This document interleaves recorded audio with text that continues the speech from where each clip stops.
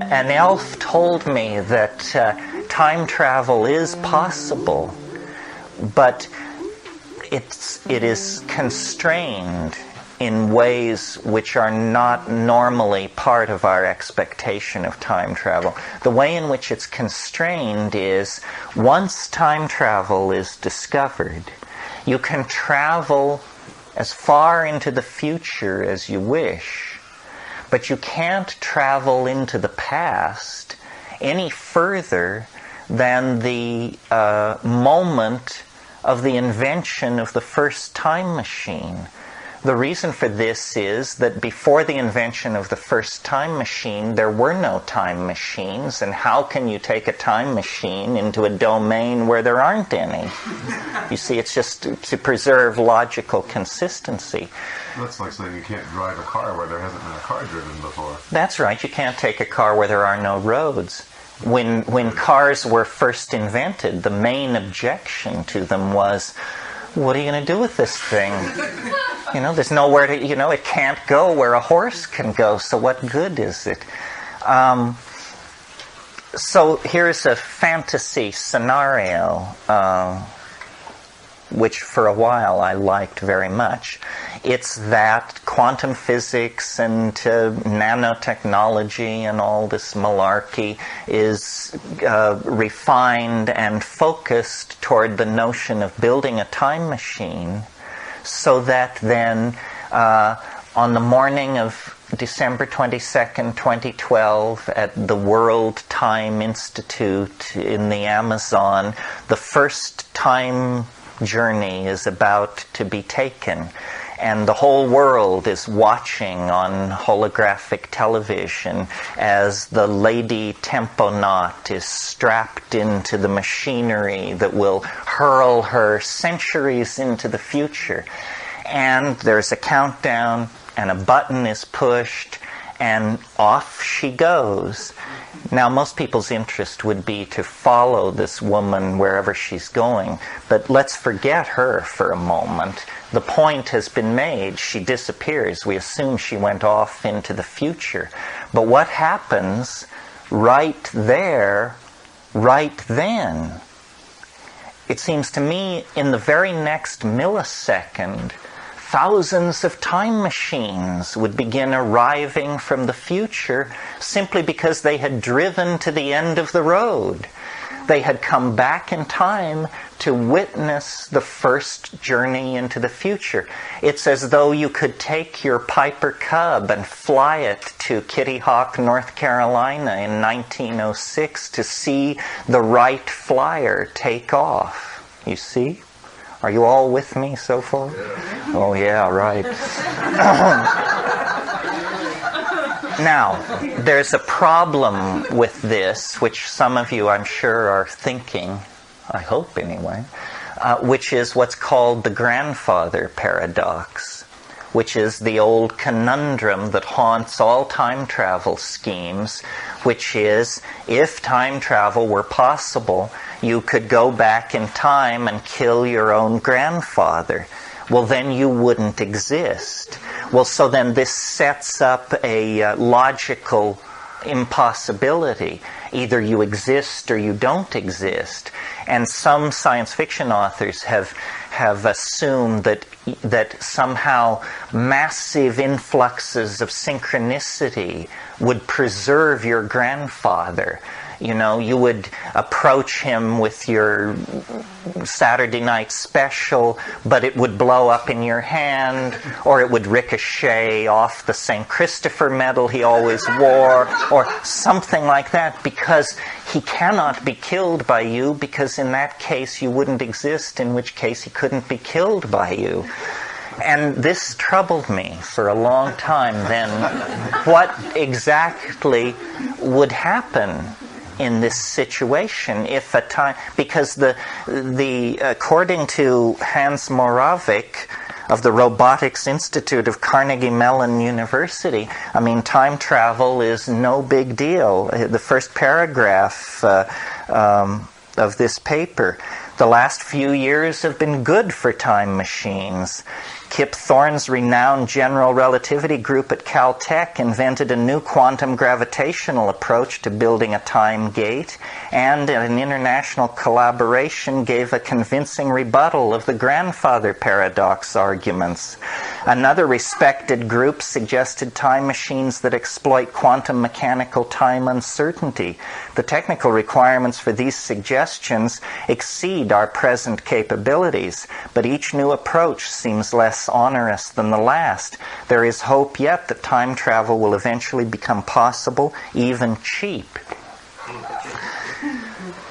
So I then saw another possibility, and this is the way we can fulfill the expectation of Christian hermeneutics, but not require the second coming of Christ or the intercession of God Almighty into history or all these other extreme unlikelihoods.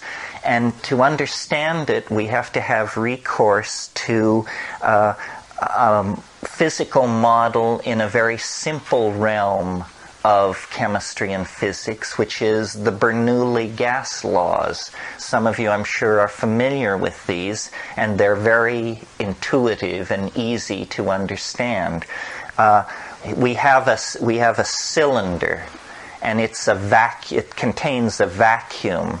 And at one end of the cylinder, we have a valve, and the valve is connected to a line which is connected to a tank of some inert gas, say nitrogen.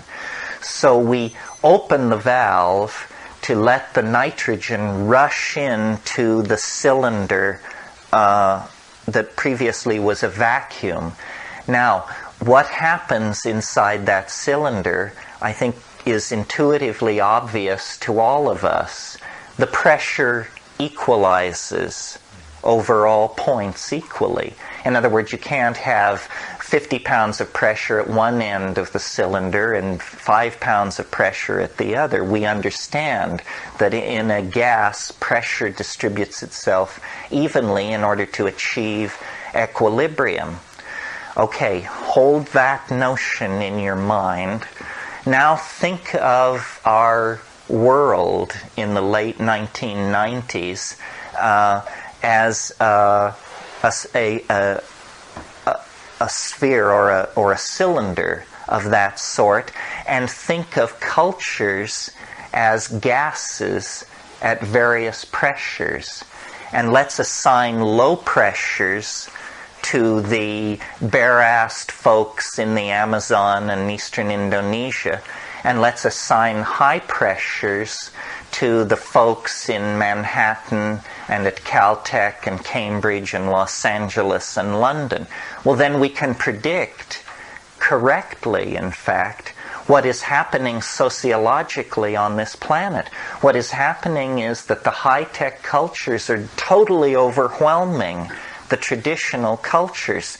The values of Manhattan and Los Angeles are flooding everywhere, and in spite of the tiny lip service we give to shamanism and body painting, the truth of the matter is Amazon cultures are not really making a major contribution at this point to the evolution of high-tech, global, information-dense electronic culture. Okay, that's the second level of this Bernoulli metaphor. So now let's go back to the situation where we send the Lady Temponaut off into the future. I'm not familiar with how they overcame the grandfather paradox, so we'll pretend that the grandfather paradox is very strong. I want to say something to the grandfather paradox. Okay, I'm close to question time. Let me press forward relentlessly here. Because the coffee's running out, I can feel it. The equilibrium density is dropping. Okay, so we send the Lady Temponaut off into the future, but now with what we know about the equalization of high cultures versus low in a temporal medium, what happens from our point of view is that the rest of the history of the universe happens instantly. that even if it's billions of years of human culture and downloading into machines and claiming star system after star system and so forth and so on, somehow that the state vector of all of those event systems collapses. I call this the God whistle principle. It's that we can actually call God into history. We can summon the end state of human evolution to appear a millisecond after we successfully achieve the implementation of this technology of time travel, in order to avoid all the paradoxes that would prevail if there was any extension to the post-time travel era beyond the moment of its inception. So this is a way of, in a sense, forcing the evolution of the universe, and it creates the phase transition of the eschaton, and is, to my mind, a practical. It creates the basin of attraction within the domain of our own lives. Now, is there any kind of precedent for something like this, even metaphorically in our own experience? Well, it turns out, yes, there is, in a kind of bizarre anecdote which should sober us considerably as we think about these things.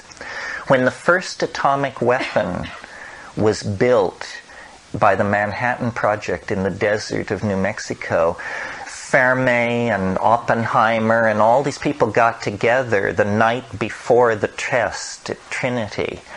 And Fermi had a pad like this on which he had scrawled some equations, and he had reached the conclusion in the week before that they were not sure how high the temperature would go when they triggered this device, and Fermi had some back-of-the-envelope calculations which caused him to believe that the nitrogen in the atmosphere of the planet would begin to burn if they tested this thing, and that they would in effect ignite the atmosphere of the planet, and the fireball would spread around the entire planet and destroy everything. And they spent half the night going over these things, and they finally decided that the information necessary to make the decision was not available, and so they said, well, hell, throw the switch, at least it'll show those Japs and Germans that we mean business. So, and then of course the test was carried out. The nitrogen did not burn, and instead we were ushered into the glorious era of weapons of mass destruction. So let me see, I've got some notes here. I think I covered everything. What's interesting about this is that for the first time in this article by Frank Tipler called The Omega Point as Eschaton, he seems, and this is why Paul is here, and I couldn't really get into it because it's crazy to repeat what you can't understand, but by an analysis and interpretation of quantum mechanics, Tipler reaches the conclusion that there is an omega point, and that it does represent the funneling together of all the what are called world lines.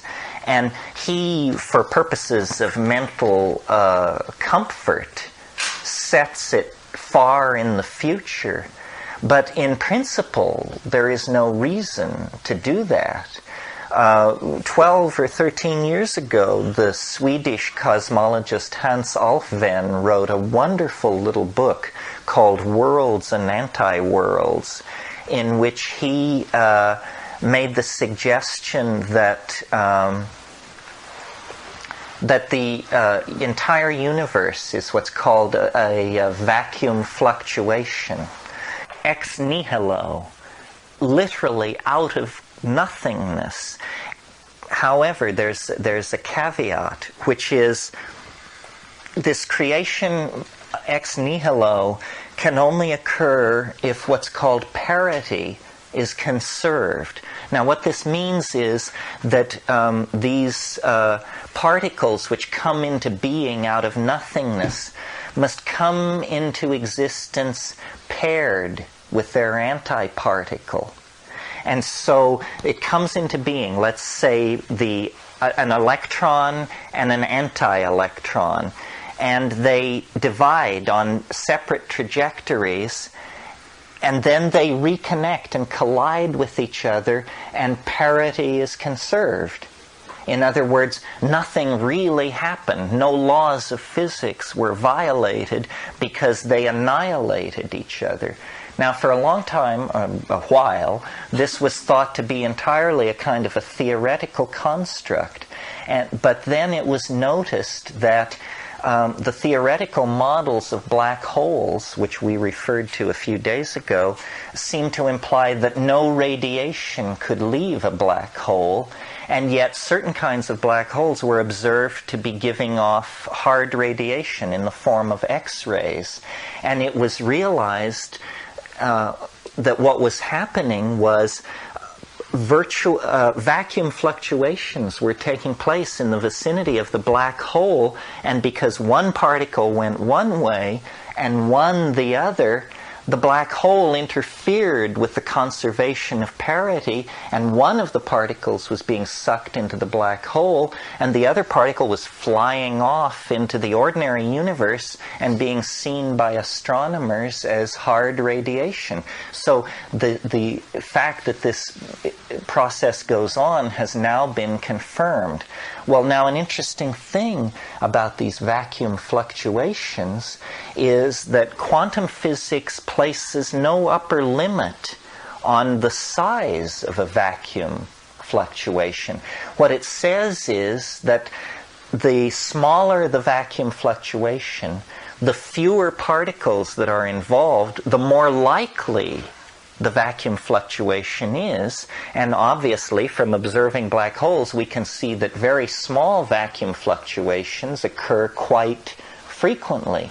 Well, Alfvén took all this and said, well then, is it not possible that the entire universe, our entire universe, is simply a very large vacuum fluctuation? A vacuum fluctuation involving something like 10 high 50 particles, and they have poured into the manifold in which we find ourselves, and an antimatter universe, invisible to us because it's in another dimension, was born at the same time.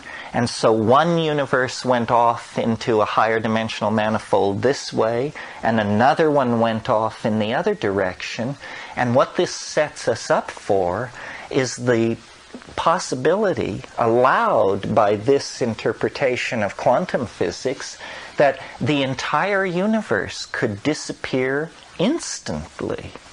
Not gradually. You wouldn't see the stars going out, but because this is all happening in a hyperspace of some sort, which treats this manifold as a point-like entity. So what you would have is just click, and all particles in the universe would disappear, and the original unflawed nothingness would be restored. Actually, no. There's a further caveat to all this, which is all particles have their antimatter, antiparticle twin, except the photon. The photon is this mysterious particle which is different from all other particles. It either has no antiparticle, or somehow it has its own antiparticle embedded within it. So what would happen in the case of a universe which was a vacuum fluctuation, which encountered its ghost image and conserved parity and canceled all particles except photons, is that you would suddenly have a universe made of nothing but light. Nothing but light. And we then have to model the physics of a universe where the only kinds of particles that exist are light. Well, it's interesting that all these human traditions of transcendentalism make a big deal about light. I mean, light is the metaphor for spirit.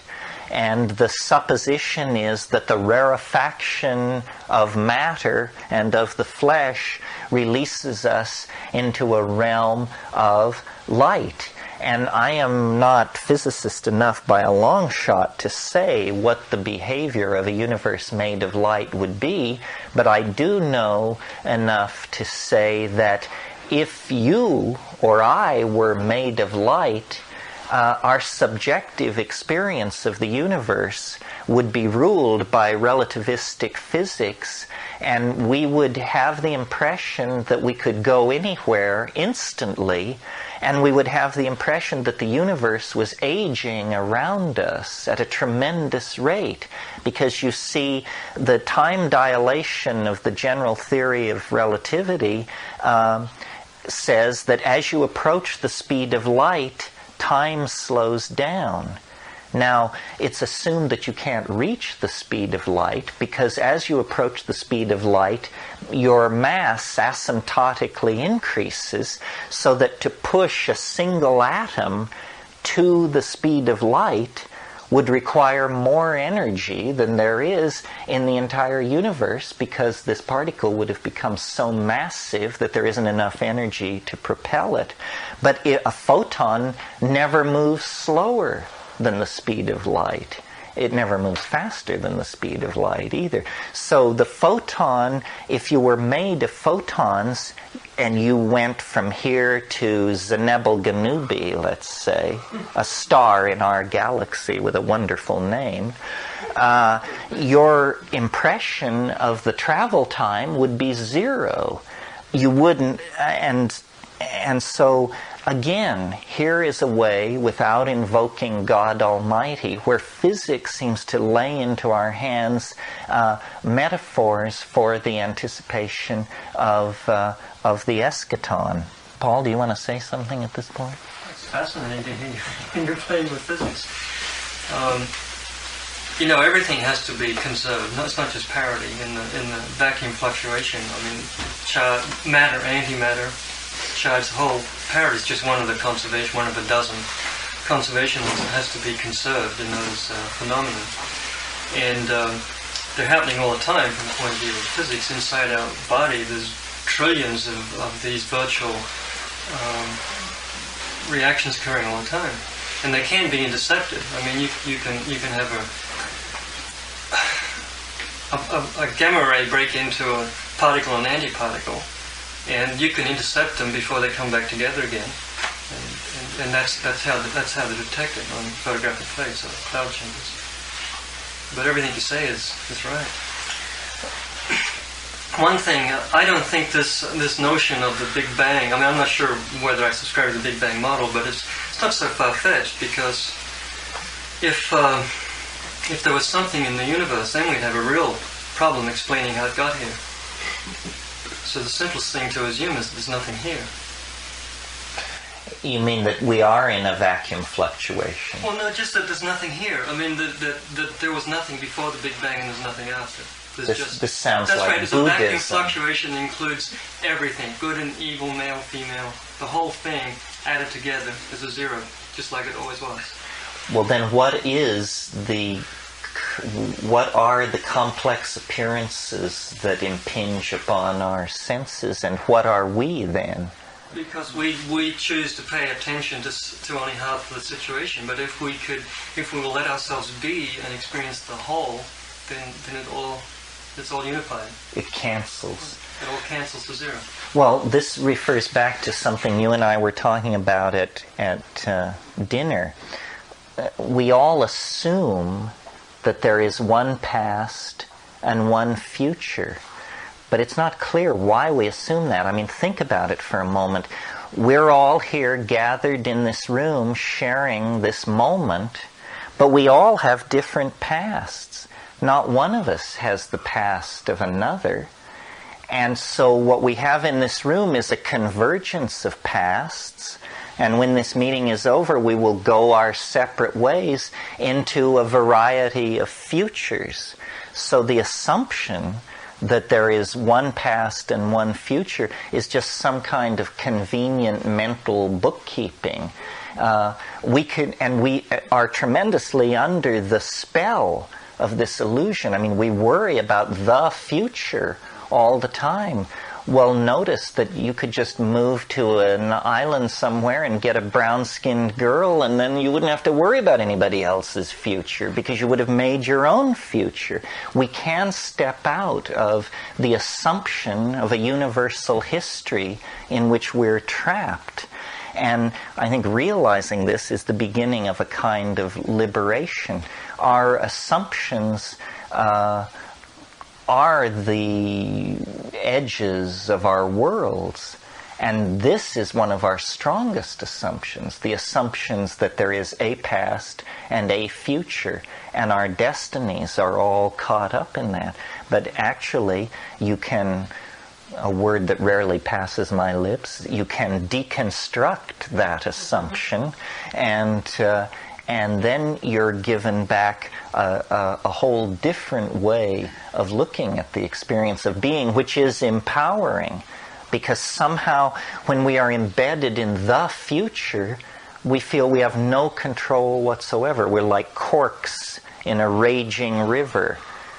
But in fact, that's a false model, I think. Anybody want to get in on this? And Terence? Yeah. Sometimes when I'm listening to you, I have sort of the troubling thought that I think Terence hasn't done enough psychedelics, or I think that you're too straight in some way. And it's when you get onto some of your scientific tracks, and as you put it, you're a rationalist, I start thinking, why get lost? And I start thinking, I start referring to experiences I have had of being altered, where a lot of this seems incidental to the experience, say, of one experience of eternity, or which I know you've had. And how do you reckon with yourself sometimes, and think, when you say doubt yourself and think this is just my ego concocting things to make me feel good, and et cetera, whatever would be the worst case scenario for you.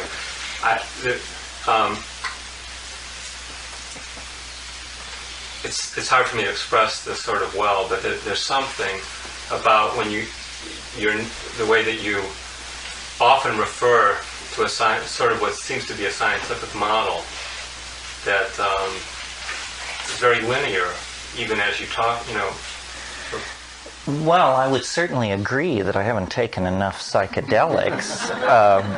Reading these people, it seems like, I doubt these guys are real psychedelic heads, and they're much further out than I am. The real truth is, and I've said it many times, that the world is not only stranger than we suppose, it's stranger than we can suppose. And in a way, that's either permission to suppose anything you want, or to just stop supposing, These things are models. Nowhere is it writ large that bipedal apes should be able to understand how the universe works. Still less likely is it written anywhere that Terence McKenna should be able to understand how the universe works. Were you here the other night when we talked about the black hole theory of enlightenment? It was 2 nights ago. I was here. Yeah. Well, that's the idea that the real truth can't be told. I'm very aware that all of this is just stuff to support me. to make a living, in other words. That in fact what's really going on defies rational apprehension. I hope. I mean, I would hate to think that we could understand what's going on. Nevertheless, there's something to be said for this modeling process. And I agree, I think I'm getting old. You can only push yourself so far. I mean, when I read one of these things today, and he was off on some tear, and I just realized, it struck fear in my heart. And I said, my God.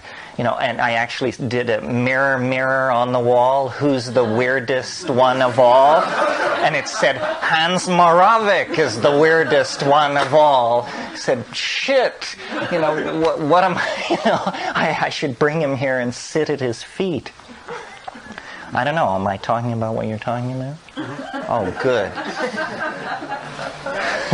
I find a fantastic parallel between the psychedelic experience and physics. I mean, I haven't found anything in the psychedelic experience that would be any problem to relate to from the point of view of a physicist.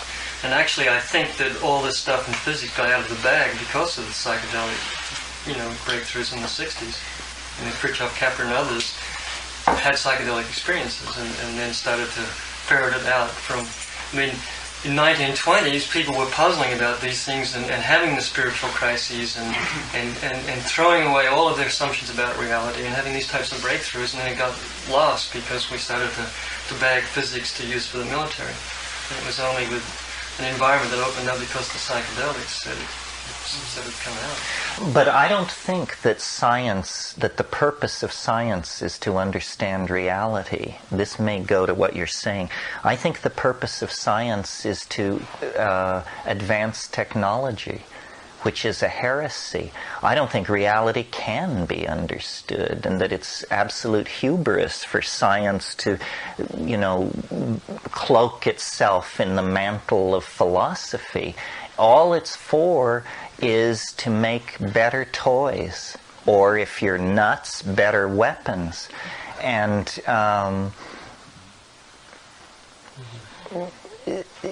ultimately, there's not going to be any closure in the effort to understand. And I think that the thing that you take away from psychedelics finally is that all models are provisional, that there is no truth. We talked at one point in here about Wittgenstein's phrase, true enough. True enough. True enough to get you to the gas station, true enough to get your taxes paid. But there'll be no closure on this stuff. We have to live in the light of the mystery. But I think we also said in here, it's the death of conversation if we glorify the mystery too much, because then, I'll be just like everybody else here and I'll announce that we're now going to have a meditation, which I've never done to you, I want to point out. Somebody wanted to say something. Well, with that in mind, I wonder how you can project an end to eternity at a certain time. Well, I didn't mean to imply a nothingness beyond. It isn't like that. I think it's an everythingness. That when I talk about what I envision it as boundary dissolution, if all boundaries dissolve, then, I am you, and you are me, and we are all together. It's a exfoliation of the human experience. I mean, the great boundaries are, the small boundaries are man, woman, self, world, and then the big boundaries are life, death, past, future. All of these will be dissolved into something like William Blake's divine imagination. And we will become our grandest dreams. And so the whole challenge is to dream a dream worthy of that dimension. I mean, it's a very interesting exercise. I don't know if you've ever done it. God, it comes close to being a visualization, I'm sorry to notice. But have you ever played the game, what would I do if I could do anything? First of all, you have to wrap your mind around the concept, anything. What would I do if I could do anything? And I used to think about it in terms, for some reason for me it takes the form of an architectural fantasy. First of all, I just locate myself in the house featured in last month's Architectural Digest. Then from there I would begin to work it out. Well, if you could do anything within a few minutes of entering into that exercise, you're unrecognizable to yourself. I mean, you don't even have to exist in a forward-flowing casuistry of 3 dimensions. You can be a number of species, all possible sexes. You can be translocated at many points in time. You begin to realize that you are tremendously limited by your assumptions, and that this is sort of what I imagine death is. It's release into the divine imagination, and if you're blown up in an airliner or something, then immediately after dying, you're just a dead person. But then you begin to unfold and test the boundaries.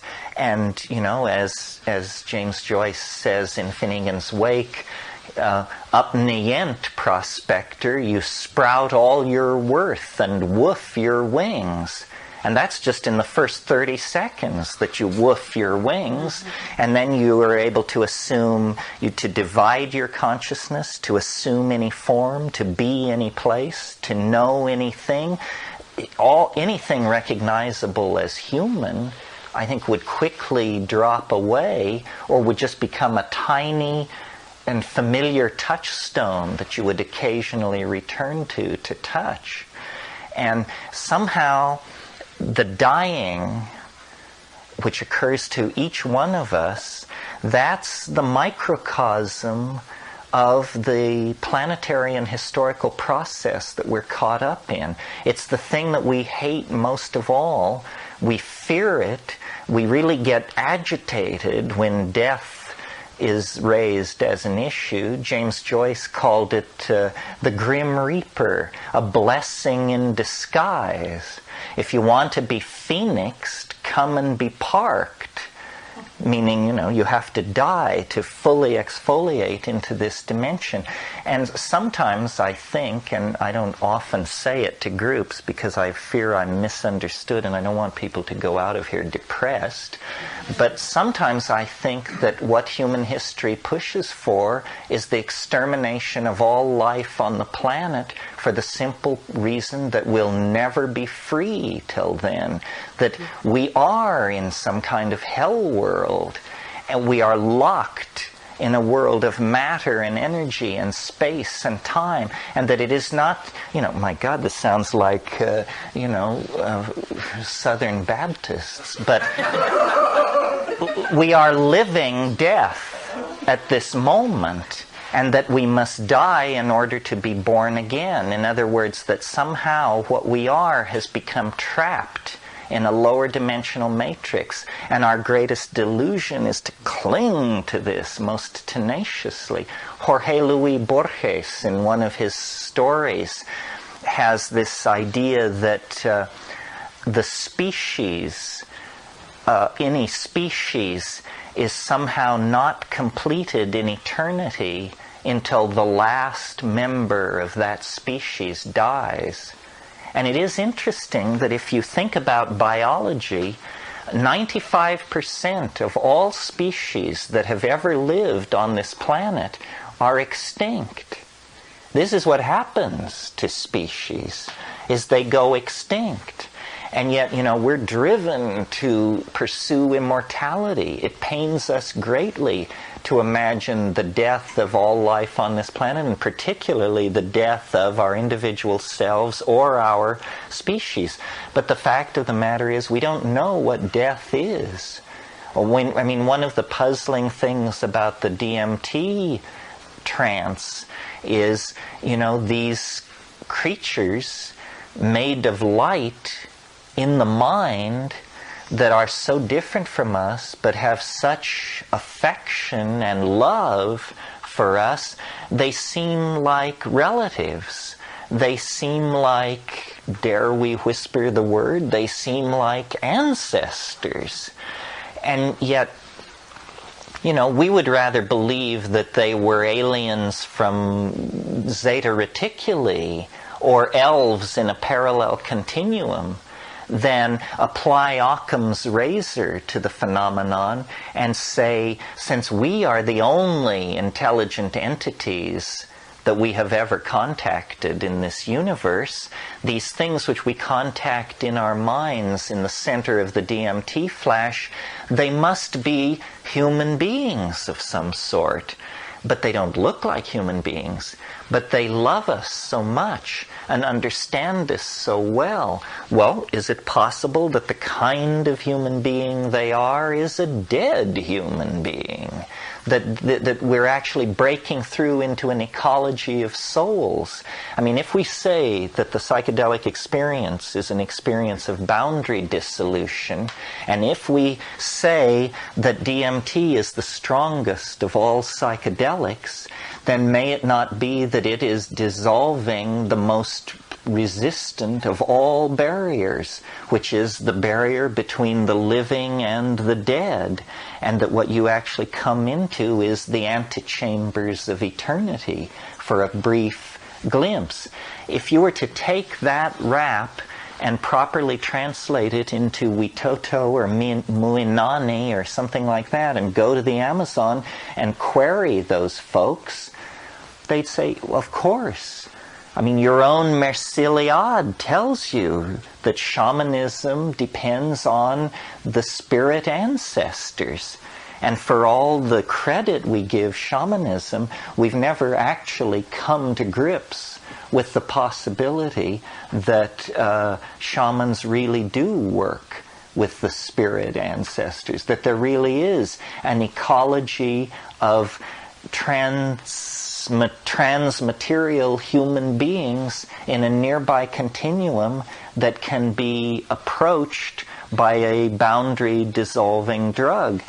And it's because, we, and certainly I, and certainly proven by this rap tonight, are obsessed with technological explanations of it and how it's going to be the flying saucers, it's going to be the time machine or the collapse of the quantum vector or something like that.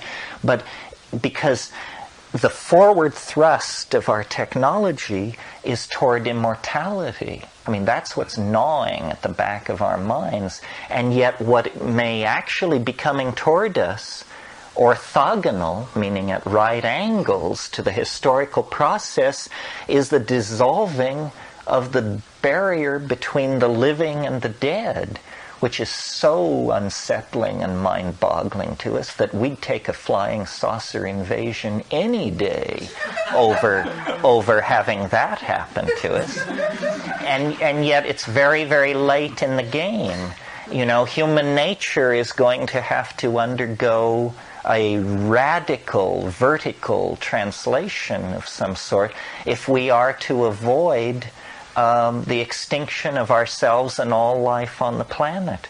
Well, so then, maybe that's what it was for. If we believe that we were always embedded in the machinery of nature, that we could never act outside the purposes of nature, then this must be what it's for. It's very interesting in embryology. I think most people think, of a fetus in the womb.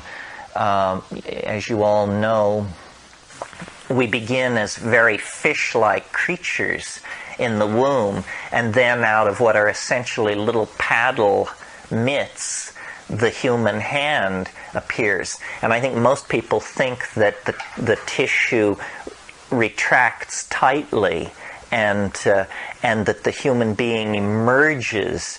But if you've seen fetal stages in bottles in medical schools, what's actually going on is that cells die off. A massive amount of dying goes on in the womb in order that the human form may emerge out of the fetal form. The webbing between the fingers doesn't retract. Those cells die and are released into the amniotic fluid. The growth of the fetus involves the death of millions and millions and millions of cells. So we are born. We are, you could almost say, sculpted into life by the hand of death.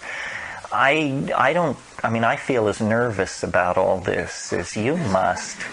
But, this is what we're here for, right? To stretch the envelope. Yeah.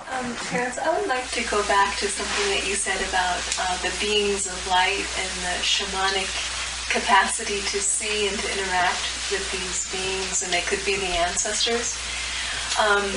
Thinking in terms of those individuals who refined their senses to being able to see more than the average ability to see, and to be able to hear more than just the normal ability to hear, where there's a growing awareness of almost like interpenetrating planes of beings that are actually coexisting with us, but we just can't hear them or see them because we haven't refined those senses enough.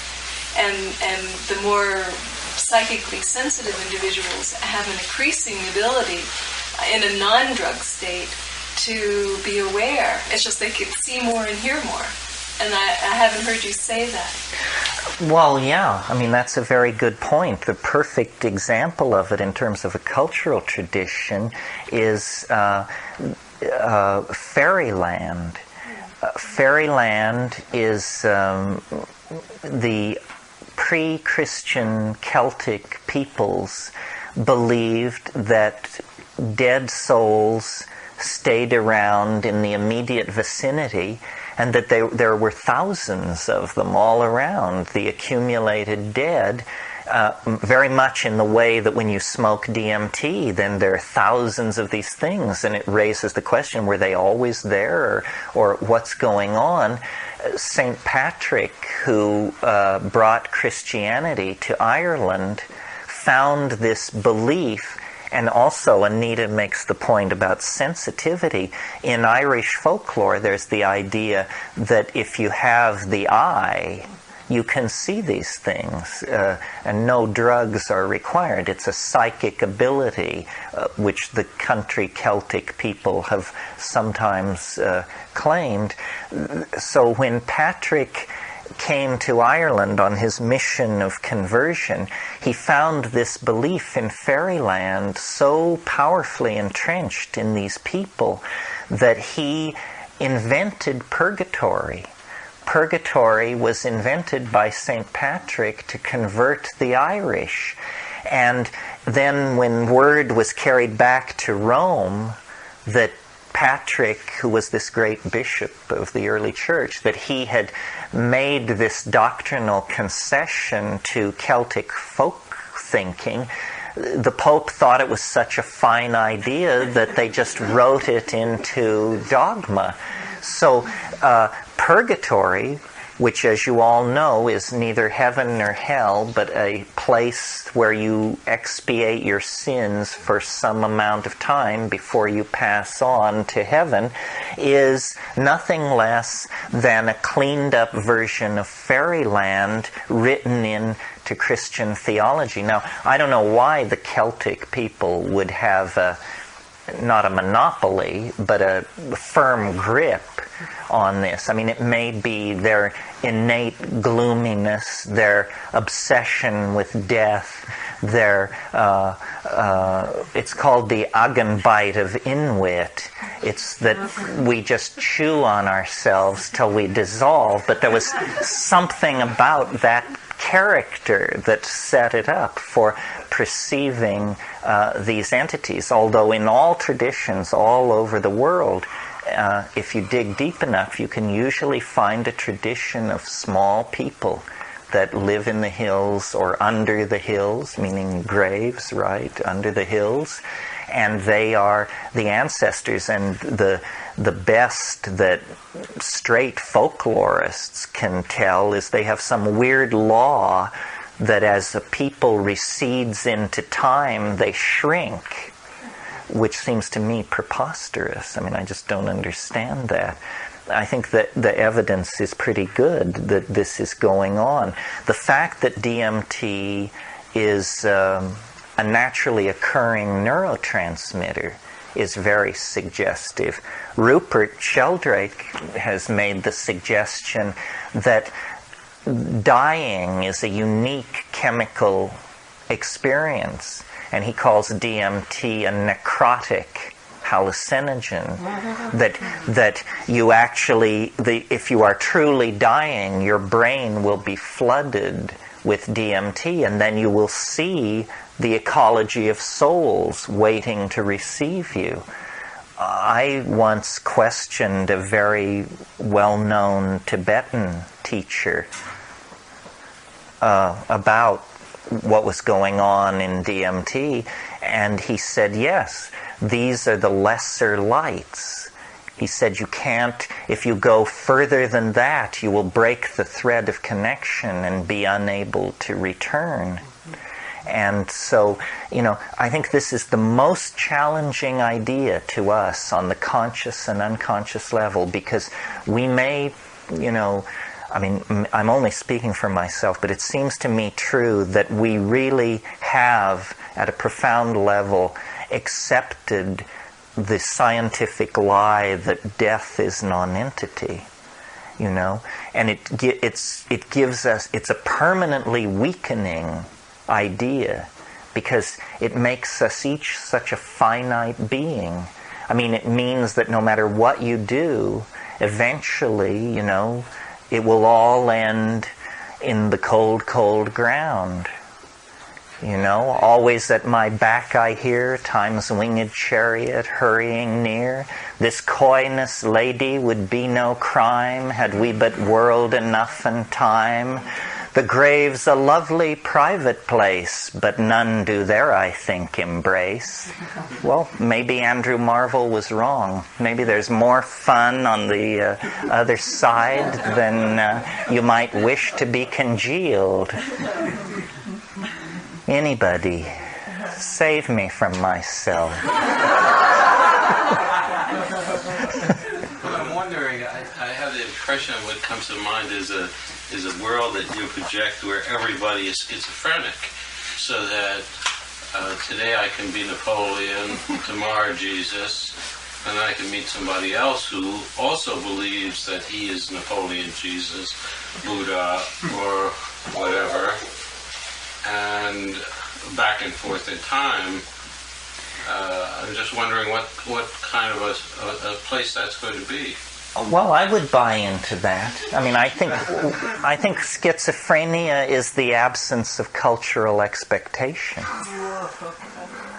In the most profound sense. I mean, the casuistry doesn't even apply.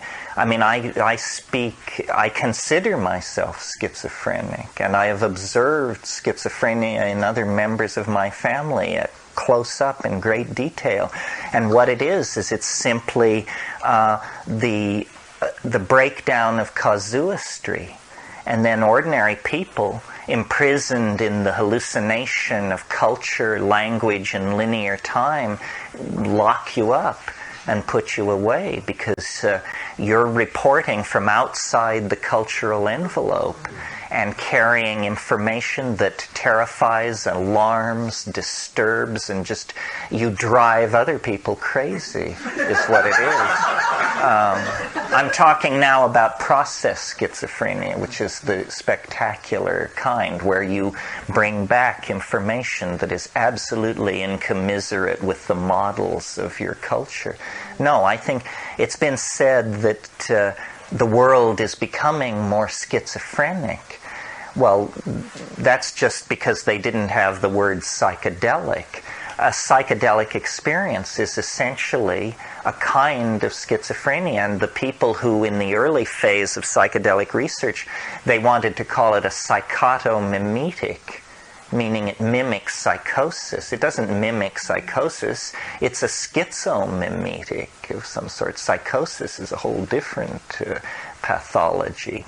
But schizophrenia is simply a category for behavior and insight that the rest of society is unable to do anything with, I think. Yeah, no, that doesn't trouble me at all. I like talking about how I'm schizophrenic. Maybe this answers your criticism that I'm linear and running down and old. I can always go nuts. You know, if all else fails, you can go bananas, I suppose. The schizophrenics return with the great aesthetic visions and the scientific breakthroughs and the poetic understandings. I mean, and it's almost as though they have been aided by the demon artificers. They have taken into their retinue supernatural helpers. And a shaman would say, of course, allies. And I'm sure you all know the way in which schizophrenia and shamanism map together. I mean, our own Julian Silverman is the great pioneer in the one-to-one mapping of shamanism and schizophrenia. And years ago, when I was completely bananas, every time they would approach from three sides with nets, I had Julian's paper called Shamanism and Schizophrenia, and I could quote it chapter and verse and back them off because what is called the initiatory crisis in shamanism is nothing more than a schizophrenic break with ordinary reality. The problem is we freak out completely and rush to drug people and give them electroshock and tie them down and slap them around. Well, so then the unfolding of the process is interrupted, and it's as though you were to, perform surgery on a fetus or something and then be amazed when it turns out a monstrosity. When, if you would just have left it alone, for crying out loud, it was unfolding along its own creodes of morphological development. This is why people like R.D. Laing seem to me to be the ones who thought most deeply and correctly about schizophrenia. To become schizophrenic is a wonderful opportunity. The trick is to make sure that you're nowhere where straight people can get at you. And my schizophrenic episode occurred in the Amazon basin, and it was 5 days march to just a mission. And I've always felt that evading modern mental health care facilities saved my mind. Absolutely. And in a traditional society, it's supported. If someone shows signs because they're dreamy or they hallucinate or they're epileptic or something like that, then this is encouraged and they're put under the care of shamans, and drugs are used to initiate the crisis in some cases. And it's a cause for great rejoicing to have these personalities because in the culture, because they're the antennas for the culture that are contacting the raw stuff of real being and transducing it down into cultural artifacts and institutions that then are useful. Anything else? Grandfather paradox. Oh yeah, what did you want to say? I don't think, your idea of the endpoint makes perfect sense to me, and I don't think the grandfather paradox is an objection. It's not really a paradox. No, I don't think it's a paradox. It's a self-consistent universe. You're here, so you didn't kill you. If you killed your grandfather, you wouldn't be here to ask the question. I think that's the way to handle that. I think when we finally really understand time travel, we may find out that it's common as dirt and has been going on all around us in all kinds of physical processes. Make up stories. I mean, the human mind likes to make up stories, so if you came back and killed your grandfather and you're still here, then we'd have to make up a story. Like somebody else got into your grandmother. Your grandfather or something like that. So, but since that isn't how it works. Well, it may be working that way. I mean, people disappear mysteriously, and all sorts of things happen, and we just fit them into a framework that makes sense to us. And when we're in a realm of time travel, then maybe we'll have to reinterpret all that weird stuff that occurred in history. That's an excellent point. That. All kinds of stuff goes on around us that may be, in fact, the collapse of paradoxical situations that we don't understand, like, all these well-documented cases of spontaneous human combustion and stuff like that. I mean, unless you just flat out deny that this goes on, which is a kind of cop-out, I think, because it just means you don't believe large bodies of evidence. I mean, not everything weird that's claimed goes on. But on the other hand, I don't think God is a Republican. I think there's plenty of weird shit flying around. And as I said, nowhere is it writ that anthropoid apes should understand reality. And every culture that's ever existed has operated under the illusion that it understood 95% of reality and that the other 5% would be delivered in the next 18 months.